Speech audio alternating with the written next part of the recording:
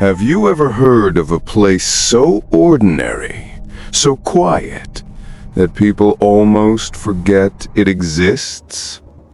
There's a town like that, hidden deep in the northern United States, surrounded by endless trees, isolated by miles of empty road. Its name is Fairhaven. Population? Just about 300 souls. Not many more, not many less. On the surface, Fairhaven looks harmless. A single grocery store, a diner with chipped mugs and burnt coffee, a church whose bell tower hasn't rung in decades. Everyone knows everyone else. Kids play in the dirt roads. Neighbors wave when they pass, and gossip spreads faster than the weather. But beneath the surface, there's something no one dares to talk about, because here in Fairhaven, the nights do not belong to people. Every local knows the rule. When the sun sets, you lock your doors. You pull your curtains tight, and under no circumstance do you step outside after midnight. Ethan grew up hearing the same words his whole childhood. Never walk home after midnight, and if you hear someone call your name, no matter what, Ethan, don't answer. To him, it was folklore. A bedtime story meant to keep kids obedient, nothing more. But in a town of 300, stories survive for a reason.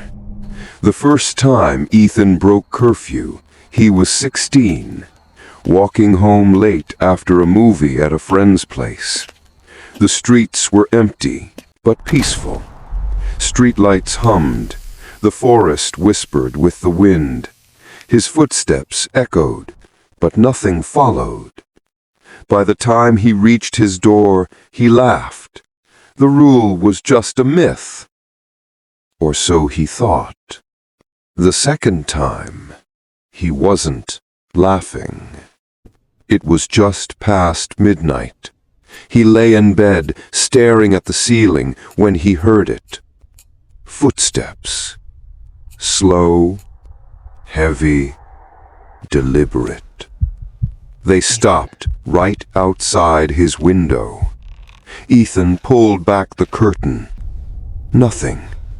Just the black outline of trees. And then came the voice. Ethan. It was his mother's voice, but she was hundreds of miles away. The next morning, Ethan told himself it was a dream, but unease clung to him. By evening, he began noticing what he had always ignored. Porches going dark too early, dogs refusing to bark, people hurrying home, faces pale, eyes averted. It wasn't just superstition, it was survival. The whole town was holding its breath. Friday night, Ethan broke the rule again, this time on purpose. He stepped out after midnight. The road was cracked and silent beneath his shoes. But the silence wasn't empty. The shadows didn't match his movements. They stretched unnaturally, lagging behind like they were watching. And then came the sound. Tap, tap, tap. Footsteps, but not his own. Ethan ran, but the sound ran faster, closer. Shadows twisted on the ground, stretching toward him, reaching, and then, "Ethan!" It was his father's voice, his father, who had been dead for 7 years. Ethan's chest burned, his legs screamed with pain.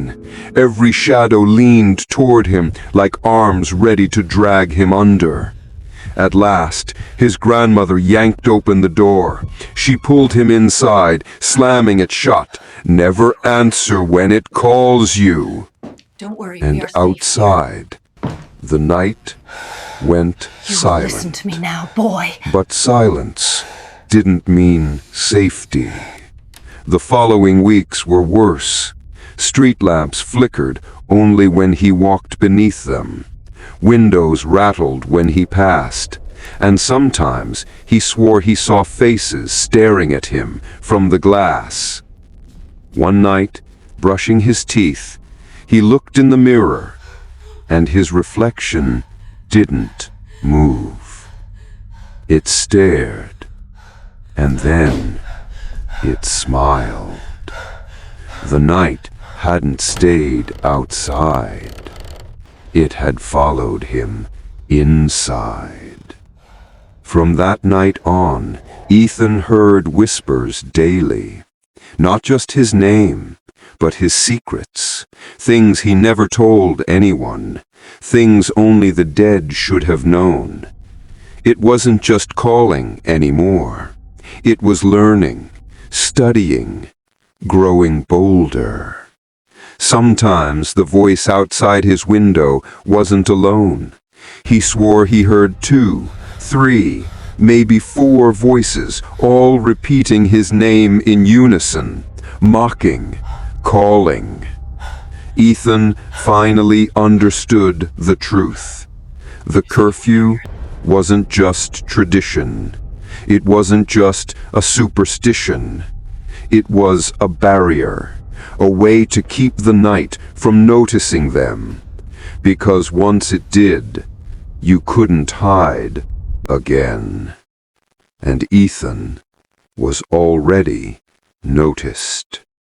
So if you ever drive through a small town like Fairhaven, where curtains are pulled tight before dusk, where porches go dark too early, and where silence at night feels heavy enough to smother you, remember this story, because silence is not always peace. Sometimes even the night is afraid. And if you ever hear your name whispered outside your window in the dead of night, would you answer?